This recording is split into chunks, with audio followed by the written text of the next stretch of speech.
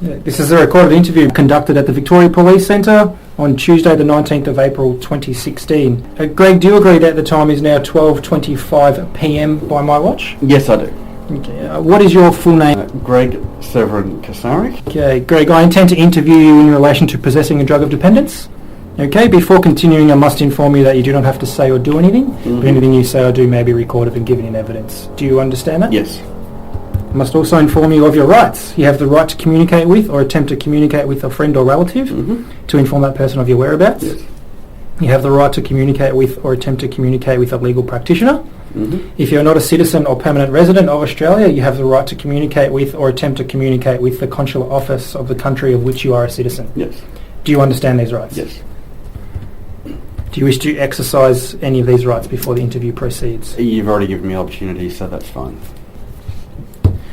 Okay. Greg, can you tell me what's brought you into police custody today? Effectively, today is Bicycle Day. Bicycle Day is the anniversary of the discovery of the hallucinogenic effects of LSD by Albert Hofmann back in 1943. And it's celebrated each year around the world as the beginning of the psychedelic era. So today I have effectively come into the Parliament House steps to engage in public protest. And with the intention of using a tab of LSD and just spending the day enjoying listening to music and talking to people on the steps of Parliament House. When I arrived at the Parliament House, I was asked the purpose for being there. I explained that I was there to engage in protest and to take a tab of LSD, and some discussion ensued, and at that point I was arrested. So the logic behind taking the LSD is that I use LSD, which is part of a group of compounds known as transcendent compounds, and they are substances that allow people to experience connection with the divine, that are also non-addictive, non-toxic, and psychologically safe in an appropriate dose, set and setting. So for the last several years, since 2010, I've been attempting to engage with the Victorian Government on the issue and lobbying the Victorian Government because under the Victorian Charter of Human Rights Responsibilities Act 2006, Section 14 grants us religious freedom and the right to practice our religion in public or in private as an individual or as a community. So pretty much that was what I was looking at doing today. Laying claim to that right to engage in my religious practice in public as an individual. So this is actually the fifth time that I have attempted to take LSD on the steps of Parliament House. Okay. The other four occasions, twice in 2012, once in 2013 on Bicycle Day, another time in 2014 on Bicycle Day. The PSOs effectively just let me be and kind of disappeared at the point where I was going to take the LSD. So today is the first day that it's been done. I have, in lead up to this, since mid-February, I've been tweeting the Victorian Premier and hashtag Spring Street, requesting that he or his staff either talk to me about this issue or ring the police, dial 000. I've also been in contact with the Victorian Parliament, both the previous Liberal government and the current Parliament. I sent an email to all parliamentarians regarding my intention to take LSD and the fact that I'm continually in possession of LSD and have been for the last several years. A number of weeks ago, I sent a further email, I think it was Friday, and I sent another one yesterday and again this morning. So I've attempted, to do my best to engage with the political process, and that hasn't occurred. So my intention in coming today was not necessarily to get arrested. The reality is that I find it quite uncomfortable being arrested. However, I want my day in court. I want the government under Section 7 has to have a demonstrably justifiable reason in order to prohibit religious practice. And given that transcendent compounds and LSD in particular is non-addictive, non-toxic and psychologically safe, There simply is no demonstrably justifiable reason.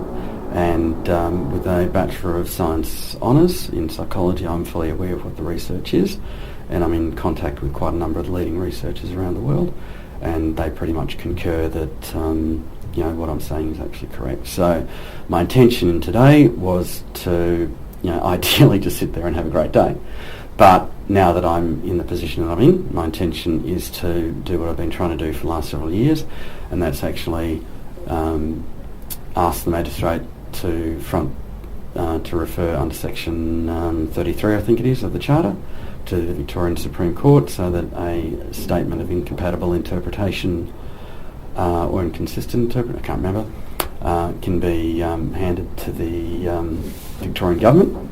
I'm fully aware that I will be convicted for possession, and I'm happy to wear that. Someone's got to be the first person to do this, but we're talking an issue of fundamental human rights that affects thousands of Victorians, and hundreds of thousands of people all around the world. I mean, the tradition that I'm in, dates back, thousands of years. Okay. Not LSD obviously, because it was invented in the 30s and first discovered in the 40s. But ayahuasca has been used since prehistoric times in South America. Peyote cactus has been used for at least 5,500 years by the Indians in Mexico and Texas. And magic mushrooms have been used for considerably long periods of time as well. So, basically the reason I'm here today is because I'm fighting for a fundamental human right. Yeah. So you just want to have your day in court. I want to have a day in court, and try and get something changed. And I want to look.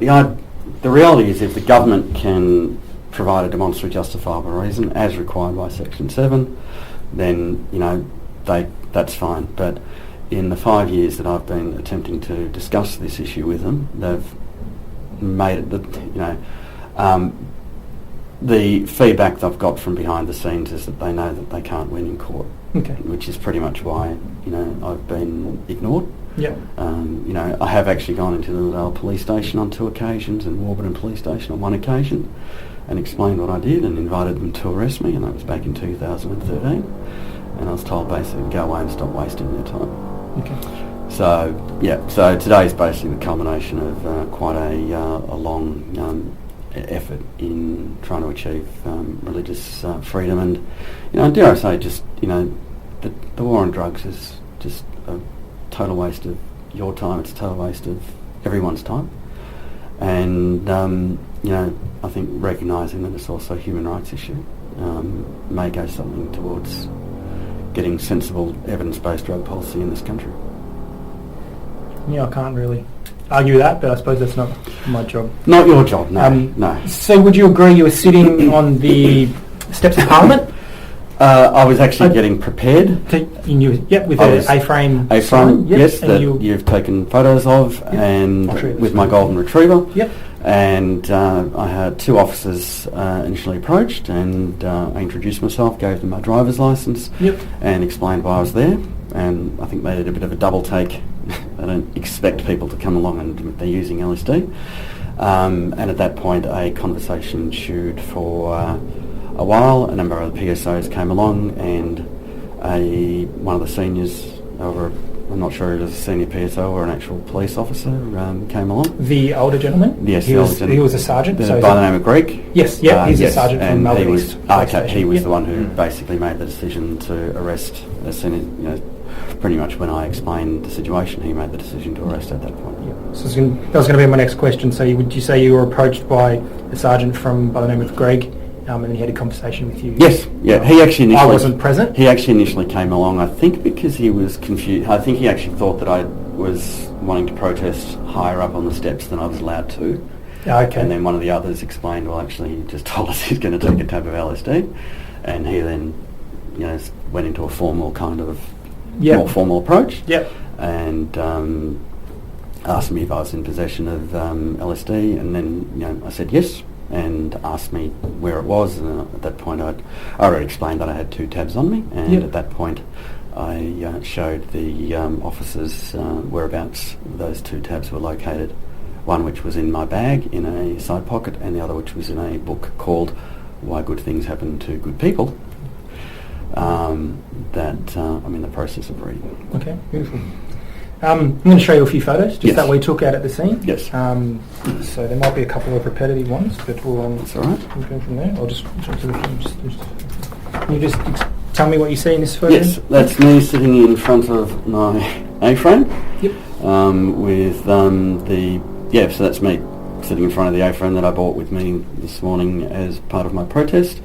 And there'll be another one with the other side, which is a different thing, and basically it's saying the war on drug users is a war on spirituality and culture, which is my entire point, and of course making the point that LSD is non-addictive, non-toxic, and psychologically safe in appropriate dose, set and setting. Are you happy to put a signature on that for me, Greg? I'm just to more say than that happy to do that, yes. This is the photo I've shown you during the interview? Yes. Done. Thank Don't you need very to much. date it or anything? No, that's fine. I'll just... Another one. I think this is just a Yes, close-up or the other that's side? actually the other side. Okay, So yeah. basically I had two messages. This one is basically saying regulate transcendent compounds for spiritual and religious use as required by Victorian law, and that's a reference to the Charter. And the use of transcendent compounds is an ancient and valid spiritual practice. And basically both signs include the Bicycle Day 2016 and tripping on the steps with LSD. Yep. And again, I'm more than happy to sign that. And got also a picture of my wonderful green brand new shoes and my dog's food. Unfortunately, we didn't get a beautiful dog. Just a couple more. Explain to us what you just see in this photo. Okay, that's the book Why Good Things Happen to Good People. I actually recommend that anyone buy this and read it. It's an absolutely awesome book. It basically explains why generosity helps people live happier and longer lives. I think the more people who knew that, the happier the world would be in. But this is the book I had put a tab of LSD in on the chapter about courage. I think it's about chapter 6, page 102, thereabouts. It's a chapter on courage and generosity. And, given that today, hopefully I've demonstrated a bit of courage in what I'm doing. Yep, you want yes, more than happy to sign that. Just easier if I just leave the pen Yes. here. Yeah. Thank you. Just another photo. All right, so this one's a bit blurry. That's a very blurry photo of the page, the Way of Courage, Speak Up, Speak Out, I think it says. I can't even read it. But halfway up the page, in the inside, you can see that there is actually a tab of LSD, just a small piece of cardboard, which is about a millimetre and a half in diameter, cross-section, square. And so that's the tab that I had actually intended to take this morning. This is just an unblurry photo. An unblurry photo of exactly the same thing. Yes, there we go. Yep. Speak up, speak out. And I'm using my non-standard signature, which is a bit like a worm. It's just the last photo. Okay, so that is the tab of LSD that I have actually been carrying with me for the last 2 years or so, mostly in my wallet. But this morning I decided to put it in my bag just for ease of, I think it'd be easier for you guys to, if you need to dig it out from the bag. But that's the tab that I've been telling parliamentarians And that's about. just this one here? The piece... Oh, have you taken it out, have you? Yeah, I've taken it. it. Oh, okay. Yes. So initially it was in the smiley face bag? The smiley face bag and the tin foil. And yes, the tab is the same dose. And both these tabs are actually ones that I have had for about 2 years now. Okay. So this square that's here is the same. There's another one in here? No. No? Oh, so there's only one in total? No, there's one tab. Yep. And I'm assuming what's occurred is either they've taken the tab from the book and put it there. Okay, yeah, I took it out of the book and put it in the bag. Okay, yeah. so yes, so there is actually, inside that foil, there is actually the second tab, which is the one that I've been carrying with me. So I don't know if you test these things, but that one will be weak as buggery. But this actual one would have been quite a nice journey for me today.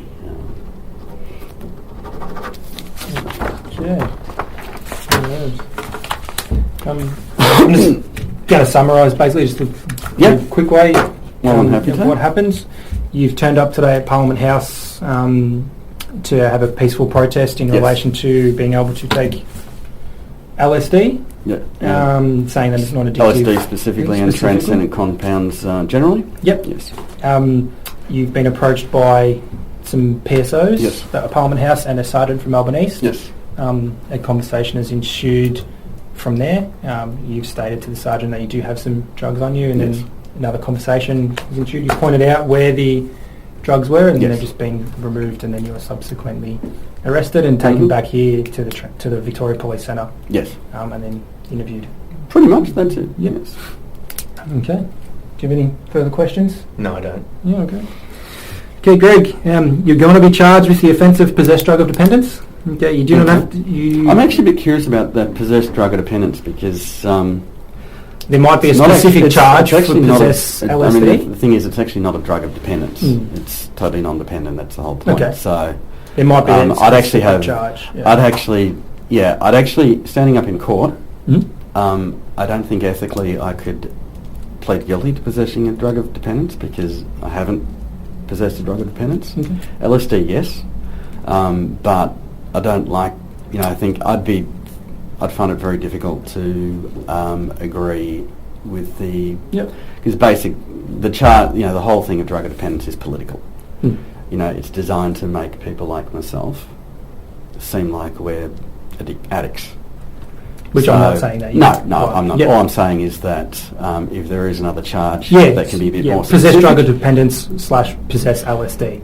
If there is a specific charge that's the thing. It's because... obviously I'll talk to my... of a drug of dependence. There's drop-down boxes for us to... because I just ethically... That's just our overview. Yeah, ethically it I find it... LSD is a prescribed illicit drug. Good. No, that's fine. It's just that ethically, it's...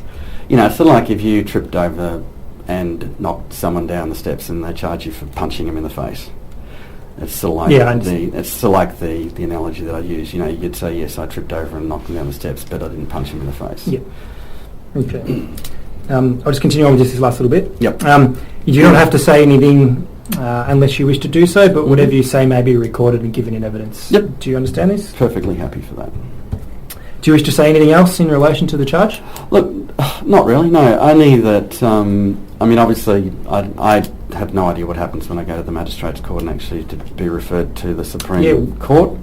But, having attended when friends have faced court, there's normally a prosecutor there. So, I would be grateful if the prosecutor would support the referral to the Magistrates Court. That's your right.